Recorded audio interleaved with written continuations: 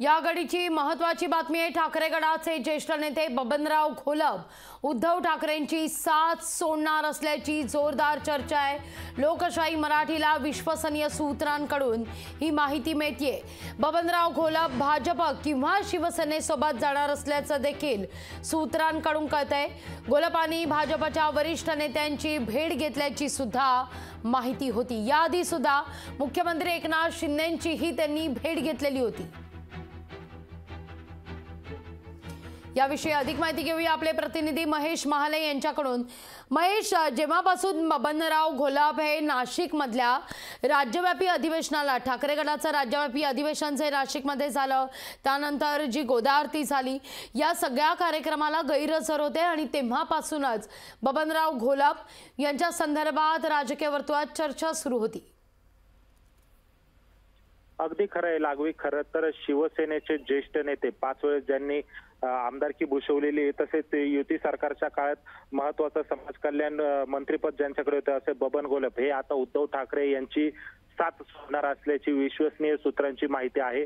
भाजप किंवा शिंदे गटासोबत जाण्याच्या ते तयारीत आहे। दोन्ही पक्षांच्या वरिष्ठ नेत्यांच्या संपर्कात असल्याची जी माहिती आहे ती विश्वसनीय सूत्रांनी दिलेली आहे। खरं तर गेल्या काही दिवसांपासून बबन घोलप हे शिवसेनेवर नाराज आहे।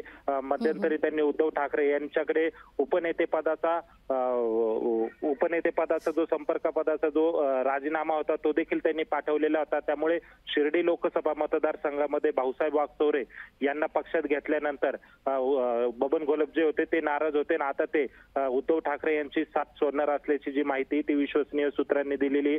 मध्यंतरी त्यांनी एकनाथ शिंदे यांची देखील भेट घेतलेली होती आणि याच्यावरून देखील चर्चा रंगलेल्या होत्या। मध्यंतरी ज्यावेळेस चंद्रशेखर बावनकुळे भाजपचे प्रदेशाध्यक्ष हे नाशिक दौऱ्यावर आले होते त्यावेळेस देखील त्यांनी असं सुतोवाच केलेलं होतं की बबन घोलप आमच्याकडे आली तर आम्ही त्यांना नाही म्हणणार नाही। त्यामुळे एकूणच आता बबन घोलप यांची भूमिका काय आहे ते बघणं महत्त्वाचं ठरणार आहे। ते भाजप सोबत जातात किंवा शिंदे गटासोबत जातात हे बघणं महत्त्वाचं ठरणार आहे। कारण गेल्या काही दिवसांपासून बबन घोलप हे नाराज आहे आणि ठाकरेंचं जे राज्यव्यापी अधिवेशन नाशिकला झालं या संपूर्ण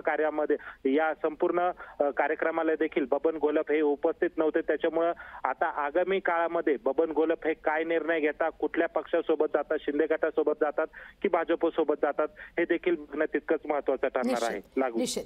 महेश, धन्यवाद तुम्ही दिलेल्या एकूणाचा सविस्तर माहिती करता। लोकशाही मराठी ऐका, पहा, जागरूक रहा।